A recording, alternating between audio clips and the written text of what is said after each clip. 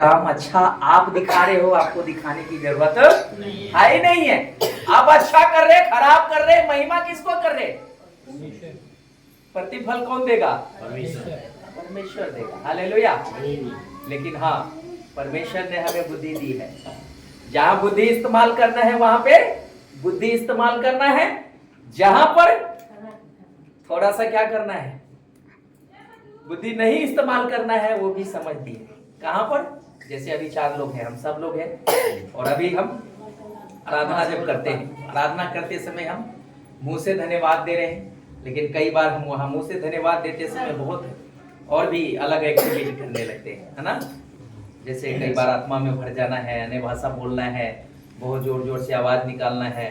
तो जो कोई व्यक्ति कभी ना देखा हो, उसके लिए वो चीज क्या हो जाता है, एक अनोखा हो जाता है। फिर वो 2 बातें बोल सकता है, या तो वो एक बात कहेंगे, इनके ऊपर भूत आ गया, है ना। वो क्या कहेंगे, इनके ऊपर भूत आ गया। और या तो वो उस सामर्थ को पहचान लेंगे, इसके ऊपर एक शक्ति आई है प्रभु का, ऐसा। लेकिन प्रभु की शक्ति नए लोगों को तो नहीं मालूम चलेगा, जब बताएंगे तब पता चलेगा। पुराने लोगों को हमें पता है, तो नए लोगों के बीच में हमें उस पावर को कंट्रोल भी करना जरूरी है। एक बुद्धि परमेश्वर जो देता है, इस्तेमाल करना है जहां पर करना है वहां। लेकिन जब हम आत्मा में भरते हैं, अकेला जहां होते हैं, वहां तो खूब चिल्लाओ, दरवाजा बंद कर दो, खूब तुम चिल्लाओ, गूंजने दो आवाज जितना गूंजता है। हालेलुया। लगा दो आग, पूरे घर के अंदर आग लगा दो, जलने दो, और उसमें आप खुद जो है ना पकते रहो, अपने आप धुआं उठता है। जितनी गर्म होगा वो घर ना, उतने ही अगल बगल में सेक लगेगी, और जब वो सेक लगेगी तो वहां क्या हो जाएगा, जो भी मच्छर है वहां से भाग जाएगा, क्योंकि ज्यादा गर्म हो जाएगा ना।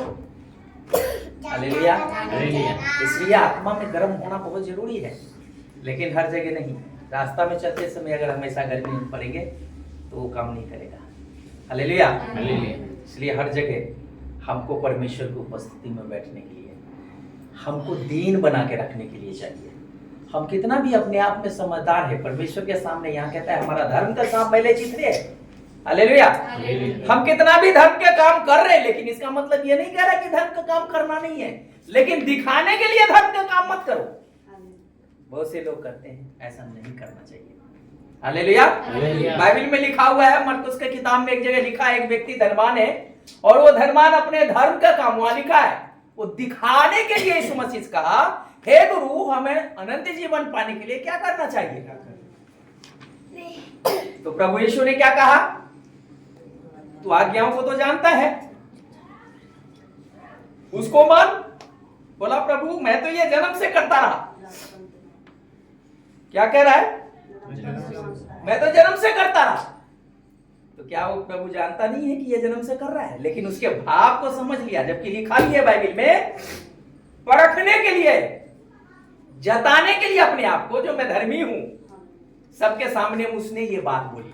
यीशु ने कहा, आज भी तुझ में एक बात की क्या है, सब बात में उसने कह दिया, प्रभु मैं सब में ठीक हूं। तो प्रभु यीशु ने कहा, आज भी तुम में एक बात की घटी है। उसने कहा, क्या प्रभु? बोला कि जितना तेरा धन है बेच के गरीबों को बांट दे, और तू मेरे पीछे उसका धर्म का काम दिख गया कि नहीं दिख गया? क्या किया? वो बेच दिया? नहीं बेचा। तो वहां से यीशु ने कहा, उस बात को अनसुना करके चल दिया। तो क्या है, धर्मी था? नहीं। पहले तो दिखावा किया ना, मैं तो करता रहा जन्म से। बहुत सारा जीवन ऐसा है, जब प्रभु के लिए कुछ हमारे जीवन को समर्पण करना होता है, उसके लिए हम मना कर देते हैं, बाकी मुंह से जितना मर्जी तारीफ हम कर देते हैं। नहीं, ऐसा नहीं चाहता प्रभु। हमारे धर्म का काम परमेश्वर के नजर में मैले चित्रे के समान है। कितना भी हम धर्मी बन जाए, वो धर्म का काम दिखावे वाला नहीं हमको पसंद करता परमेश्वर। हमारा टूटा हुआ हृदय चाहता है। हालेलुया। जैसा कि यहाँ पे हमने जो देखा, तो वहां पर कहता है, हम अशुद्ध मनुष्य हैं। इसका मतलब क्या है? दीनता, अपने आप को बिल्कुल डाउन कर लिया है। हालेलुया। परमेश्वर अनुग्रहकारी है, वो दया करता है, लेकिन हम उसकी दया को समझने की जरूरत है। हालेलुया। जो यहाँ हमने पढ़ा, जो मुझे पूछते नहीं, पूछते थे, जो मुझको पूछते भी न थे वे मेरे खोजी हैं।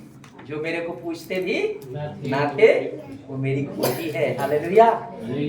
जो कभी प्रभु को जो जानते नहीं थे वो तो पीछे चल गए, लेकिन जो हमसे कहते हैं मेरा बाप दादा, एक व्यक्ति कहता मैं तो अब्राहम का वंश का हूं, तो अब्राहम के वंश के रहने से उद्धार हो जाएगा क्या? नहीं। स्वर्ग में चले जाएंगे क्या? नहीं। ऐसा संभव ही नहीं है। हालेलुया। दुनिया में बहुत सारी ऐसी बातें हैं जो बहुत से लोग उन चीजों को गलत तरीके से ले रहे हैं। हमारे मसीह लोगों में भी बहुत ऐसे काम होते हैं। हालेलुया। सो मैं परमेश्वर का धन्यवाद देता हूँ। अभी देखो, शुक्रवार का प्रार्थना बहुत लोगों को पता है और सबको बोला, पर्सनल कल भी मैंने फोन करके बोला, हाँ करके बोला, नहीं यार क्या कर रहे, उनका काम क्या करते हैं प्रार्थना में? संडे को तो आते हैं, करके बोनस के लालच दिखाई दे रहा है। मान लो कुछ भाग हमें देते हैं और वो ये कहते हैं कि भाग दे करके अगर हम साफ हो जाते हैं, उनका कहना है। तो मैं कहता हूं परमेश्वर इस बात से खुश नहीं है। हालेलुया। क्यों? भाग ही देने से खाली परमेश्वर एक बात में आपको देख रहे, बाइबल क्या कहती है? पिछले दिनों में हम देख रहे थे मूसा को जो आज्ञा दी थी परमेश्वर, तो उसमें एक बात हमने पढ़ा था कि सब बातों को मानना। क्या करना? सारी आज्ञाओं को मानना। ये नहीं कहा था कि एक आज्ञा को मानना, सब आज्ञा को। तो अब हम 10 आज्ञा हैं निर्गमन के किताब में। कितने आज्ञा हैं? कौन कौन सी आज्ञा हैं? जरा एक बार पढ़ना है, रिपीट करो। निर्गमन किताब अध्याय 20 7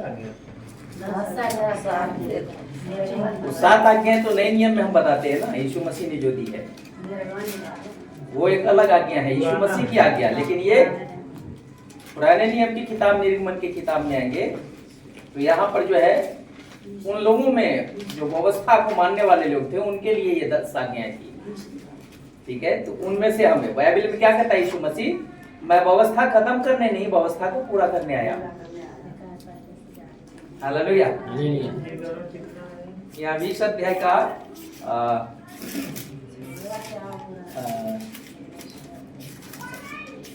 उसके 10 वचन से हम पढ़ेंगे। ये पहले से पढ़ो। तब परमेश्वर ने ये सब वचन कहे, मैं तेरा परमेश्वर यहोवा हूँ जो तुझे दासताओं के घर अर्थात मिस्र देश से निकाल लाया है। तू मुझे छोड़ दूसरों को ईश्वर, ये पहला आज्ञा है, तू मुझे छोड़ दूसरों को ईश्वर करके ना दूसरों को ईश्वर करके ना मानना। नंबर 1। तू अपने लिए कोई मूर्ति खोद कर ना बनाना। तू अपने लिए कोई मूर्ति खोद कर ना बनाना। ना किसी की प्रतिमा बनाना जो आकाश में है, पृथ्वी पर जो पृथ्वी पर है, या पृथ्वी के जल में है। तू उनको दंडवत ना करना, उसको दंडवत भी नहीं करना, और ना उनकी उपासना करना, और ना ही उसकी उपासना करना, क्योंकि मैं तेरा परमेश्वर यहोवा जलन रखने वाला परमेश्वर हूँ। हालेलुया। जलन रखने वाला परमेश्वर। हाँ। और जो मुझसे बैर रखते हैं उनके बेटों, पोतों और परपोतों को भी पितरों का दंड दिया करता हूँ। क्या कहता है? जो मुझसे बैर रखते हैं उसको बेटों, पोतों और परपोतों और पुत्र तक के दंड दिया करता हूँ बैर रखने वालों। हालेलुया। ये कैसी कठिन आज्ञा है जो मूसा को दिया गया था। जो परमेश्वर से बैर रखते हैं, बैर समझते हैं ना? बैर, बहुत सारे लोग बैर रखते हैं प्रभु से, है ना? परमेश्वर का वचन क्या कहता है? उनको क्या करेगा प्रभु? बेटा, पोता, परपोता तक को भी दंड दिया करूंगा। मतलब परमेश्वर जो है जलन रखने वाला, कहता है वहां मैं जलन रखने वाला हूं। साफ क्लियर बोलता है ना, मैं जलन रखने वाला परमेश्वर, है ना? इस संसारिक अगर यदि हिसाब किताब में अगर देखा जाए तो गांव घर में अगर आप जाएंगे ना, तो गांव का जब मैं बताता हूं कहानी, अगर आप अच्छा खासा अगर बढ़ रहे हैं, तरक्की कर रहे हैं, घर द्वार अच्छा बना रहे हैं, आप घर में कुछ अच्छी चीज ला रहे हैं ना, तो पड़ोसी के अंदर अंदर जलन होता है, पता नहीं कहाँ से लाए, लूट के ले हाँ। आए, क्या करे। और वो कोशिश करते हैं, पता पहले लगाते हैं कहाँ से लाए, कैसे लाए, और देख लेते हैं कि अच्छा अब ले आए हैं तो कोई बात नहीं। अब वो कोशिश करते हैं कि मैं इसको इससे अच्छा लेके आऊंगा, उसको चिढ़ाऊंगा, उसको जलाऊंगा करके, जलन, है ना। तो परमेश्वर हमारा ऐसे ही जलन रखता है, लेकिन उस तरह का जलन नहीं रखने वाला। इसलिए कहता है मैंने तेरे लिए इतने बड़े बड़े काम किए हैं, मैं हर चीज तेरे लिए मैंने पहले से रखी है, किसी चीज का कमी मैंने नहीं तेरे लिए रखा, और फिर भी तू क्या कर रहा है, दूसरों को मेरा जगह दे रहा है। हालेलुया। एक माँ का जगह कोई दूसरा कोई ले ले, दूसरी औरत ले ले, तो बच्चे क्या करेंगे, उस माँ को देंगे वो जगह? नहीं। माँ के जगह कोई दूसरा अगर आ जाता है, या मान लो पत्नी है और एक स्त्री है, उस स्त्री के जगह पे उसके पति को दूसरा कोई स्त्री अगर यदि अपना ले, तो वो पत्नी का क्या बिहेव होगी, कितना जलन होगा। तो इस तरह जलन रखने वाला परमेश्वर को कहता है मैंने तेरे लिए सब कुछ किया, तू दूसरों को कैसे अपना पिता बोल सकता है? बोल सकता है? हम अपने बाप को ही बाप बोलेंगे ना, दूसरे को बाप बोलेंगे, लेकिन छोटा बड़ा करके क्या कहेंगे, ये मेरा बड़ा पापा है, ये मेरा छोटा पापा है, लेकिन ये मेरा अपना पापा है। क्या बोलेंगे? ये मेरा पापा है। और चाचा को बोलेंगे ये छोटा पापा है, और बड़े पापा को क्या बोलेंगे, उनके बड़े भाई के ये बड़ा पापा है। तो छोटा बड़ा में हम बांट देते हैं उनको, लेकिन अपना में अपना ही आता है। आप मम्मी जिसको बोलता है, मान लो चाची को भी कई बार मम्मी बोलते हैं, बड़ी चाची को भी, जो चाची गांव में कहते हैं ज्यादातर, लेकिन समझदार क्या करते हैं, ये छोटी मम्मी है, ये बड़ी मम्मी है, ऐसा बोल देते हैं। लेकिन अपना मम्मी तो अपना ही मम्मी है ना। अपने मम्मी को कोई कहता है ये मेरी अपनी मम्मी नहीं, चाची मम्मी है, ऐसा बोल सकता है कोई? कोई नहीं बोलेगा। हालेलुया। हालेलुया। तो यहाँ परमेश्वर कहता है तू मुझे छोड़ दूसरों को ईश्वर करके मानना है, लेकिन ईश्वर करके नहीं मानना। कहने का मतलब है जहां जो है दुनिया में उनको उस तरह से रखना उसको, लेकिन वो परमेश्वर है करके मत मानना। हालेलुया। अगर परमेश्वर करके आप मानते हैं तो पहले उसको जान लो ये परमेश्वर है भी कि नहीं है, हैं? हम अपने पिता को पहचानने के बाद, माँ को पहचानने के बाद हम दूसरे को माँ बाप नहीं कहेंगे। जब तक हम पहचानते नहीं, मान लो ये बच्ची है, ये जब जन्म लिया 6 महीना का हुआ, और इसको जो है ना अपने माँ बाप से अलग रख दिया गया, और 10, 15 साल, 20 साल हो गया कभी माँ बाप से बात नहीं की, ठीक है, जवान हो गए बच्चे, अब ये आ गए उस गांव में। अब कोई इसको पहचान नहीं करा रहे कि ये इनके मम्मी पापा ये है, और इसके मम्मी पापा इसको आके बोलते हैं बेटा मैं आपकी मम्मी हूं, मैं आपका पापा हूं। ये बच्ची उसको एक्सेप्ट करेगा? नहीं। मानेंगे उसको? नहीं। क्यों नहीं मानेंगे? क्योंकि वो कोई मिली नहीं, क्योंकि इसके बीच में पहचान कराने वाला कोई नहीं। लेकिन जहां ये 20 साल पढ़े हैं, जिस साल पढ़े लिखे, वहां पर जो है बड़ी होकर जवान होकर के ये बच्चे आए गांव में, और जिसके यहाँ पले बढ़े हैं वो साथ साथ आए हैं, और इसको पहले बोल दिया कि मैं तेरी माँ बाप नहीं हूं, तेरा माँ बाप कौन है, कोई दूसरा है। तब वो पहचान उसको करा देते हैं, या कोई तीसरा ही कहते हैं हाँ ये तेरी मम्मी और पापा है, तब ये बच्चा एक्सेप्ट करेगा नहीं करेगा? सोच विचार तो करेगा, 100% करेगा। हालेलुया। हालेलुया। लेकिन जब तक कोई बिछवाई ना हो तब तक कोई पहचान नहीं सकता, तब तक कोई रिश्ता बनाने के तैयार नहीं होंगे बच्चे। क्यों? कई सवाल होंगे। अगर मैं इनके बच्चे हूं तो मैं दूसरे जगह में क्यों पली बड़ी? तो डिटेल बाद में बताएंगे। कारण ये था, इसलिए तुम्हें क्या किया गया, यहां से वहां रखा गया। जब ये सारी बातों के ऊपर सर्च करने के बाद धीरे धीरे वो जगह इनके अंदर क्या हो जाएगा, बच्चे के अंदर, माँ बाप के अंदर प्यार बनना शुरू होगा। हालेलुया। हालेलुया। तो इसीलिए परमेश्वर कहता है तू मुझे छोड़ दूसरों को ईश्वर करके ना मानना। हालेलुया। क्यों कहता है? क्योंकि उसने सब कुछ किया। कभी हम भी नहीं मानते थे, हम जानते नहीं थे तो मानेंगे कहां से। लेकिन जब से जान गए परमेश्वर की अनुग्रह से आज मैं मानता हूं। अब तो शरीर में से आत्मा भी निकल जाएगा तो भी परमेश्वर को हम जानते हैं, ऐसा बोलते हुए मरेंगे। हालेलुया। हालेलुया। जब तक नहीं जानते थे तब तक जैसे चला देते थे, जैसे बोल देते थे माँ बाप दादी दादा, वैसे हम चलते रहते थे। कहते थे यहाँ दंड कर तो वहां दंड करते हैं। जहां कहते थे जो करना वहां करते थे। कहता यहाँ पैसा दे तो वहां पैसा देते। बहुत सारे जगह में ऐसा, गंगा जी में पैसा फेंको, कितना घाटा में डाल दिया सरकार को। गंगा जी में पैसा देने से क्या हो? गंगा जी पैसा लेती है क्या? हम क्या करते हैं? गंगा में पैसा दिए, वो तो नुकसान कर दिया। बुद्धिमान जो होता है, पढ़े लिखे लोग नहीं गंगा जी में पैसा फेंकते। जो अनपढ़ होते हैं, जिनको नहीं पता होता है, बस एक को देखा फेंकते तो दूसरा भी फेंकते हैं, मुट्ठी भर भर कर का फेंक देते हैं। ये सब क्या है? ना समझिए। हालेलुया। यही सब चीज हमको सीखने समझने के लिए, प्रभु की इच्छा जानने के लिए हमें करते।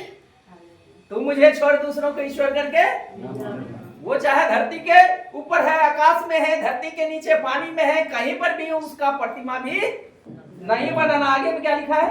क्योंकि मैं तेरा परमेश्वर यहोवा जलन रखने वाला परमेश्वर हूँ, और जो मुझसे बैर रखते हैं उनके बेटे पोते परपोतों को भी पितरों का दंड दिया करता हूँ। परपोतों को पितरों को दंड दिया करता हूँ। बेटा पोता परपोता के पितर, तीने पीढ़ी नहीं है, उससे भी आगे है।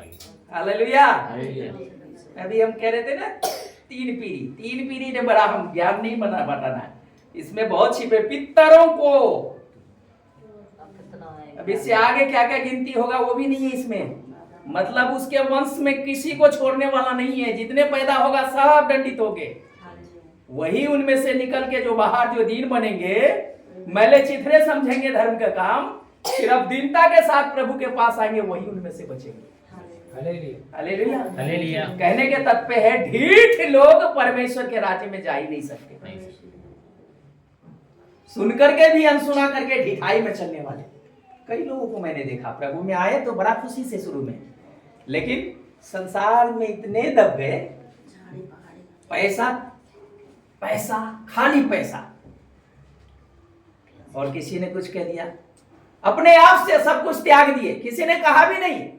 थोड़ा दिन तक चला, जैसे पथरीली भूमि पे पेड़ उगता है ना, तुरंत ही दाना निकल आते हैं, ऊपर से पौधा बन करके खूब हरा भरा पत्ता दिखता है।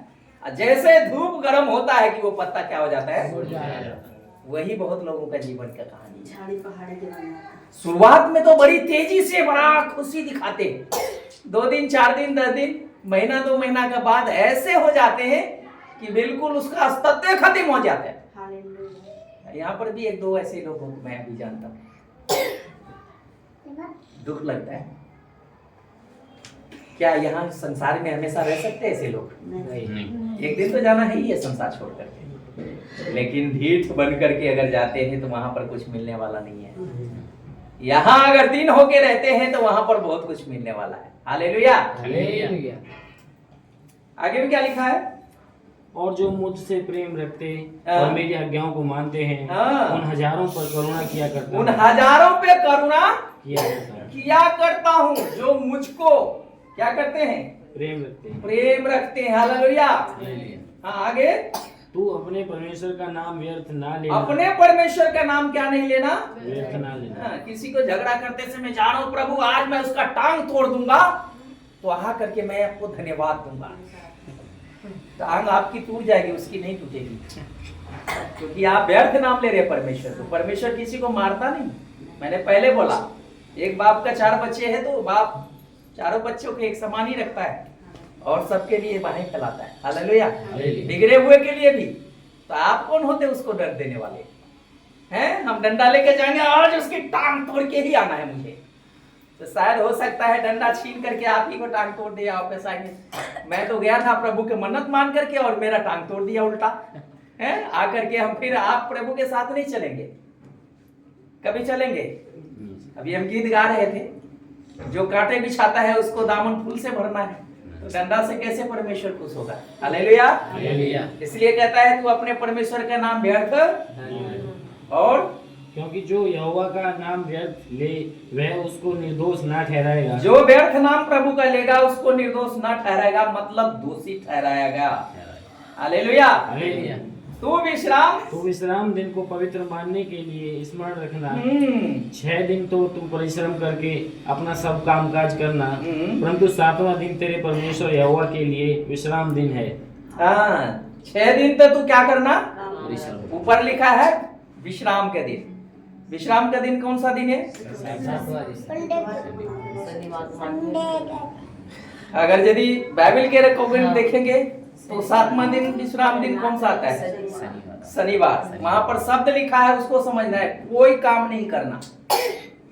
कोई काम नहीं करने का मतलब कुछ भी नहीं करना। ऐसा भी नहीं लिखा है वहां। प्रार्थना भी नहीं करना लिखा है ऐसा। स्मरण करने के लिए, सिर्फ याद रखने के लिए। प्रार्थना का नाम ही नहीं है वहां पे। कुछ लोग उस व्यवस्था में मानते हैं, ठीक है, लेकिन आराधना करते हैं। लेकिन हम तो सब दिन करते हैं ना, हम तो उस व्यवस्था में नहीं बने। हम तो शनिवार भी करते हैं, शुक्रवार भी करते हैं, हर रोज वचन के अनुसार हमको हर दिन पवित्र दिन, सब्त के दिन मानना चाहिए, विश्राम के दिन मानना चाहिए। कहने का मतलब काम नहीं करना। यीशु मसीह ने क्लियर कर दिया, अगर उस दिन तेरे एक ही बैल है और कुआं में गिर जाए तो क्या उसे निकालोगे? नहीं है, तो क्लियर हो गया वहां पे। प्रभु कहता है काम के लिए पाबंदी नहीं देता है, सिर्फ परमेश्वर को कितना जगह देते हैं जीवन में वो मैंने रखता है। हालेलुया। जगह परमेश्वर का आप और मेरे दिल में कितना है वो मैंने रखता है। आज्ञा वो है। आज्ञा ये दिखावे वाला सिर्फ आज्ञा नहीं है। अगर हम जगह देंगे तो ऑटोमेटिकली जीवन में हम लागू करेंगे उनका। बहुत सारे लोग तो संडे को भी क्या कर जाते हैं 6वें दिन में यहाँ, लेकिन एक बात पे जोर देना पड़ेगा, 6 दिन तो तू काम काज करना, लेकिन 7वां दिन काम नहीं करना है। 6 दिन में एक दिन तो प्रभु को आपने देना है। मतलब उसमें बहुत बात आगे पीछे है। 6 वर्ष को जमीन को बोला है खूब उपजाओ, 7वें वर्ष परती छोड़ो, ऐसा भी बोला गया है बाइबल में। पुराने नियम बहुत सख्त व्यवस्था है। आप खेती करते हैं ना, खेती के बारे में बोला है कि 6 वर्ष तक उस खेत को जोतो, कोड़ो, खूब फसल उगाओ, 7वें वर्ष उसको परती छोड़ दो। जानवरों चलेगा या कोई परदेसी उसको जोत कोड़ करके उपजा लेगा, ऐसा करेंगे हम? हैं? अरे मेरे खेत में दूसरा कैसे हल चला रहा है, दूसरा कैसे बीज डाल रहा है? भाई बाइबल के अनुसार आप दूसरे को खाने दो उस खेत को उपजा करके एक साथ। मैं पहले यही सोचता था, जब मैं नया नया प्रभु में आया था ना, तो मैं यही सोचता था। जो मैं पढ़ता था बाइबल में, मैं घर में ऐसे ही करता। बकरी बहुत मेरे घर में थी उन दिनों में। मेरी दादी जो रखती थी, हमारे घर में भी था। बकरी को पालने के लिए 10 मांस के लिए जो 10 बच्चा होगा तो एक बच्चा प्रभु के नाम से निकालेंगे, तो बच्चा लेके यहाँ कैसे आएंगे? तो दिमाग में लगाता था उसको बेच करके पैसा दे देंगे, ऐसा करके। मतलब बहुत कुछ, एक एक बात हकीकत है। और वो 10 मांस वाली बात जो है ना, आशीष के लिए जो बोला गया, मैं उस चीज पर आज भी खड़ा ही हूँ। हालेलुया। आज भी मैं उसमें इतना सा भी नहीं काटता हूँ। जो मेरा 10 मांस है 10 मांस है। हालेलुया। तो एक खेत का उपज की जहां तक बात है, हमारी मैडम को बोलता है यार वो टेंशन करती है, ये बराबर चिंता करती है खेतों की, वो वैसा कर लिया, वो वैसा कर दिया। करने दो ना, जो है वही तो करेगा। हम तो यहाँ बैठे, जब हम वहां होते तो हम करते। अब कोई खा ही रहे तो खाने दो, कोई कर ही तो खा रहा है, हमारा किया हुआ तो नहीं खा रहे। जमीन तो पढ़ाई है ना, जमीन कौन ले जाएगा? हालेलुया। जमीन तो यही पड़ा है। बड़ी मुश्किल से भाई को छोड़ के आई इस बार, नहीं तो दूसरे किसी को दे रखी। वो भी भाई था लेकिन चचेरा था, अभी सगे भाई को दिया। मैं चल अच्छा है तुमसे खाने दे। हालेलुया। सो परमेश्वर का धन्यवाद हो। देखो कहने का मतलब मेरा ये है कि हम जिस दुनिया में रह रहे हैं, इस दुनिया में तकलीफ भी आ सकता है, पर उस तकलीफ में हमें आशा को बना के रखने की जरूरत है। और आशा तब हमारा बना रहेगा जब हम परमेश्वर के वचन को अपने जीवन में धारण करेंगे। हम इसका है, हम उसके हैं, हम उस चर्च के, हम उस चर्च के, हम तो वही शक्ति करेंगे, वहां नहीं करेंगे। परमेश्वर जब एक है तो हम वहां और यहाँ उसको बांटने वाले कौन है? हाँ, सही संगति करना है। हालेलुया, सही टीचिंग करना है। लेकिन वो भी टीचिंग, अब घर में खाना बना हुआ है और घर के खाना न खा के जा रहे हैं पड़ोसी के घर में खाने के लिए, तो घर वाले को कितना अच्छा लगेगा? हैं? घर का खाना तो आप छोड़ रहे हो और पड़ोसी घर में जा रहे हैं खाना खाने के लिए, मुझे खाना खिला दो। पड़ोसी कहेंगे आपके घर में खाना नहीं बना, मैं नहीं खाऊंगा घर में खाना। इसका क्या मतलब है? नहीं खाओगे तो कोई ना कोई तो मन में चल रहा है ना, गड़बड़ बात, तभी तो नहीं खाएंगे, झगड़े हुए हैं। Hallelujah, hallelujah. परमेश्वर बाहें फैलाए हम सबके लिए। ढिठाई को निकालो अपने हृदय से हम सब, और पूर्ण रीति से प्रभु के वचन के अनुसार ढाल दो। Hallelujah, hallelujah. मौसम बदल रहा है, खांसी जुकाम हो रहा है आप लोगों को, नाक से पानी निकल रहा है, लेकिन अभी सूख गया है क्योंकि हीटर गर्म है अभी। हालेलुया। जब ये ठंडा हो जाता है ना, तो नाक से पानी टपकना शुरू हो जाता है। जब आत्मा में भर जाओगे जिस टाइम ना, उस टाइम में आपके अंदर से सारी परेशानी भी दूर हो जाएगी, सारी बीमारी चली जाएगी, निराशा खत्म ही हो जाएगा। Hallelujah, hallelujah. निराशा तब आती है जब हम इस संसार में उलझ जाते हैं, ऐसे उलझनों में उलझ जाते हैं जहां से हमको बाहर आने का कोई रास्ता ही नहीं दिखता, क्योंकि ऐसे घोर अंधकार में चले जाते हैं। इसलिए प्रभु का धन्यवाद। हालेलुया। जो लोग मुझे नहीं जानते थे वो मुझे अब खोजते हैं। जो लोग जो नहीं प्रेम करते थे, जो नहीं मानते थे वो मुझे पा लिए। मानते नहीं, हाँ, जो मुझे पा लिए। नहीं मानते वो पा लिए, पा लिए। Hallelujah, hallelujah. हम में से कई लोग हैं, इसलिए बाइबल कहती है बहुत बुलाए हुए हैं, चुने हुए बहुत बुरे हैं। सही बात, हम ढूंढते नहीं रह पा लिया। जो हमसे पीछे आए वो आगे बढ़ गए, लेकिन हम कहाँ हैं? पीछे और पीछे जा रहे हैं। दूसरों को देख रहे हैं आगे बढ़ते हुए, तो हमारा मनोबल बढ़ना चाहिए। अरे ये मेरे पीछे से आगे कैसे निकल गए, और आगे दौड़ने की कोशिश करना चाहिए। तो पीछे जा, पीछे जगह नहीं है, आगे। हालेलुया। पीछे मुड़ करके देखने वालों के लिए कोई गुंजाइश नहीं है। पीछे से क्या मार देता है? बॉर्डर की कहानी पता है आपको? गोली मार। जब युद्ध शुरू रहती है ना, और जो पीछे मुड़ के देखने लगते, भागने के प्रयास करते, तो अपने लोग पीछे से गोली मारते। नियम है। कम से कम इतना तो होता है, उसका नाम हो जाते, लड़ते लड़ते मर गए, सही हो गए। दूसरे का भी मनोबल ना टूटे, इसलिए गोली मार देते कि दूसरा तो कम से कम उसी बहाने जो है ना हिम्मत बना के लड़े। कायर कहे जाते हैं। हालेलुया। कायर तो हमको क्या करना चाहिए? नहीं बनना। एक गीत गाते हैं ना, लड़ो लड़ो फुर्ती करो, जो है कप्तान है, वो है राजा मुक्तिदाता सब पर। यारो हिम्मत बांधो, आगे बढ़ो, क्रूस का लो निशान, जीतेंगे हम यारो, हारेगा हारेगा शैतान। Hallelujah, hallelujah. तो जीतेंगे हम। हमको जीतना है, हारना नहीं है। क्या करना है? जीतना है। क्या करना है बच्चे? जीतना है। क्या करना है? पिंकी क्या बात? कहाँ कोई उल्लू? ऐसा लग रहा है सो गया था वो। सो रही है, कोई चिंता है क्या? Hallelujah, hallelujah. ठीक है, प्रार्थना करें। टाइम हो गया, राइट टाइम हो गया, पूरा 5 बज गया। प्रार्थना करेंगे। स्वर्गीय पिता निरंकारी प्रभु, हम धन्यवाद देते हैं सारी बातों के लिए प्रभु, आए हुए सभी अजीजों के लिए, बहनों के बच्चों के लिए। धन्यवाद मेरे परमेश्वर, आज की सारी बातों के लिए जो वचन हमने पढ़ा सुना प्रभु, उन सब बातों के लिए आपका धन्यवाद देते हैं। सच में पिता, आप हमारे लिए आबाएं फैलाए प्रभु। हम में बहुत से बहन भाई है प्रभु जो आपको जानते हुए भी परमेश्वर आपके योग नहीं है। वचन कहता है आपके योग बड़ाई नहीं की, धन्यवाद नहीं किया, वो व्यर्थ विचार करने लगे, उनका मन हठीला हो गया। प्रभु, आप हठीले मन वालों को भी प्यार करते हैं मेरे पिता। हमने आपके वचन में पढ़ा है बहुत से लोग हठीले हैं, उनके हठीलापन को हम पिता धन्यवाद देते हैं। सब बात में आपको महिमा देते हैं मेरे परमेश्वर। बीते दिनों में आपने बहुत काम अच्छे किए हैं, लोगों को जीवन में काम किया है, बहन भाइयों को चंगाई छुटकारा दी। धन्यवाद देते हैं। बहन चंद्रमा के लिए गाँव गई है, अपने बेटी के लिए, जब बेटी का डिलीवरी हो गया सही सलामत, धन्यवाद देते हैं प्रभु।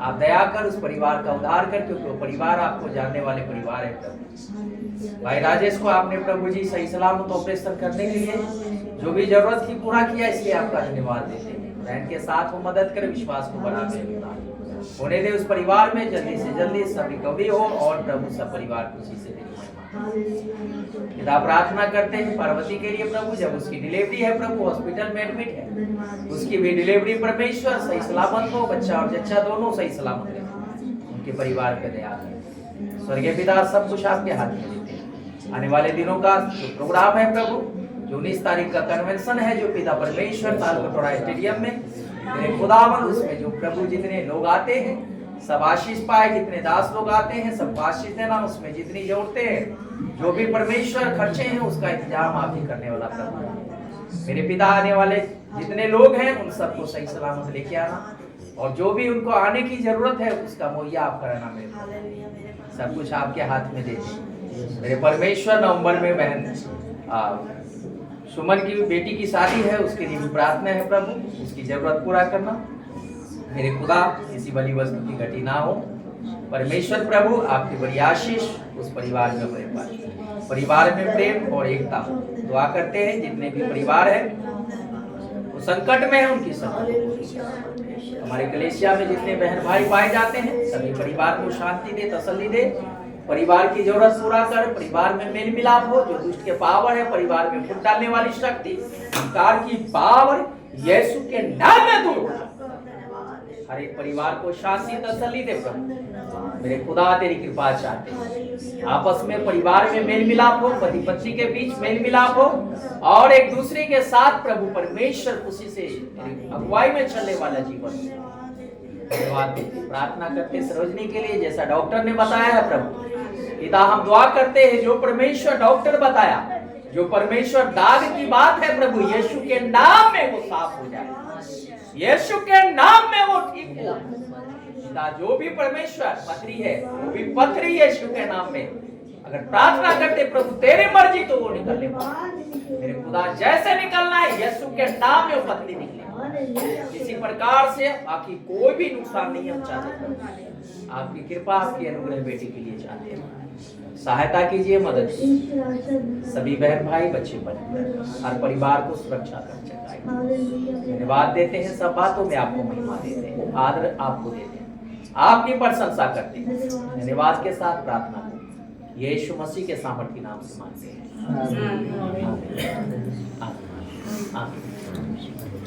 जय मसीह की जय मसीह की।